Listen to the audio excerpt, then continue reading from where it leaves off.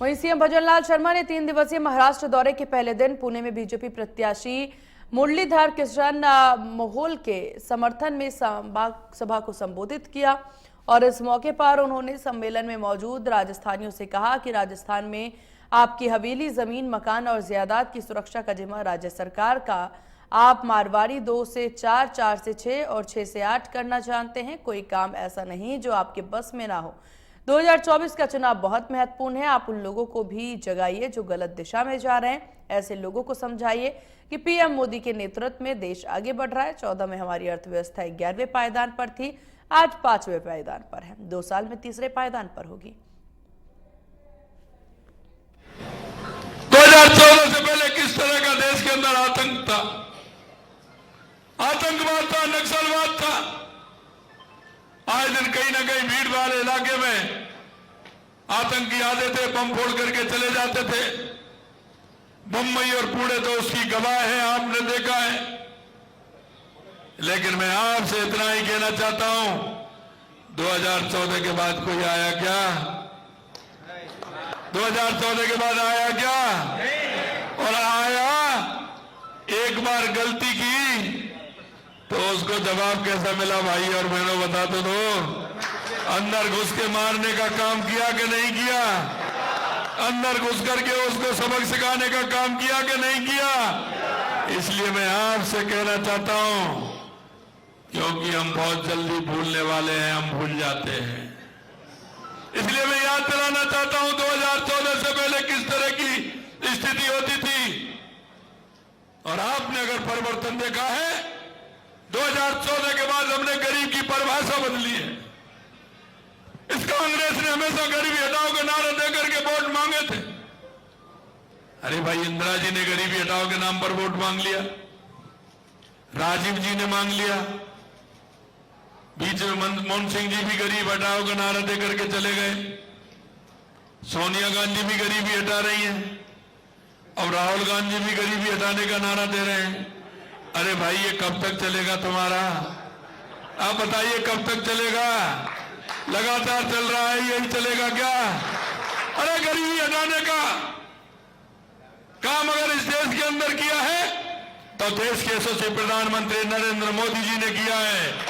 2014 के बाद 25 करोड़ लोगों को गरीबी रेखा से ऊपर करने का काम किया तो देश के यशस्वी प्रधानमंत्री नरेंद्र मोदी जी ने किया है। अरे गरीब की परिभाषा आप क्या जानो? देश के यशस्वी प्रधानमंत्री नरेंद्र मोदी जी ने और गरीबों के बैंक में खाते खुलवाए।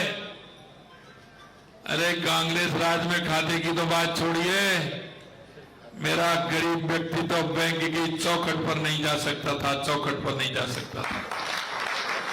मैं आपसे इतना ही कहना चाहता हूं, अगर देश के यशस्वी प्रधानमंत्री नरेंद्र मोदी जी ने गरीब कल्याण से लेकर के, देश के विकास से लेकर के, सीमाओं की सुरक्षा से लेकर के और दुनिया में देश का गौरव और सम्मान बढ़ाने से अगर काम किया है तो देश के यशस्वी प्रधानमंत्री नरेंद्र मोदी जी ने किया है।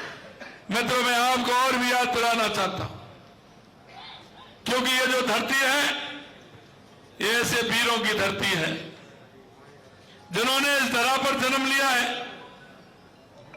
संत तुकाराम और ज्ञानेश्वर जी की जन्मस्थली है। महात्मा ज्योतिराव फुले जैसे प्रसिद्ध समाज सुधारक और शिक्षक जिन्होंने शिक्षा के क्षेत्र में अलग जगाने काम किया, उनकी धरती है। ये धरा बाल गंगाधर तिलक की है, वीर सावर की है, आगरकर जी की है, गोपाल कृष्ण गोखले की है, महादेव गोविंद रानडे जैसे स्वतंत्रता सेनानियों की धरती है।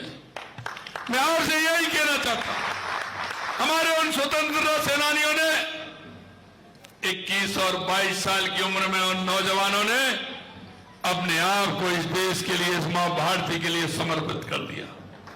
और वो इसलिए कर दिया कि आने वाली पीढ़ी ठीक प्रकार से रहे, स्वयं का काम हो, वो पराधीन नहीं हो। लेकिन मैं आपसे इतना ही निवेदन करना चाहता हूं, उन लोगों के जो सपने थे, उन लोगों ने जो सपने सजोए थे, उन लोगों ने जो इस देश के लिए काम किया था, अपने आप को समर्पित कर दिया था। मैं आपसे पूछना चाहता हूं मेरे भाई और बहनों, कि उन्होंने देश की आजादी के लिए एक एक नहीं, दो दो नहीं, तीन तीन पीढ़ियां खप गई, तीन तीन पीढ़ियां खप गई। उन्होंने देश को आजादी के लिए अपने आप को न्यौछावर कर दिया। उन्होंने समाज को दिशा देने के लिए अपने आप को न्यौछावर कर दिया। से बिगाड़ कर जाना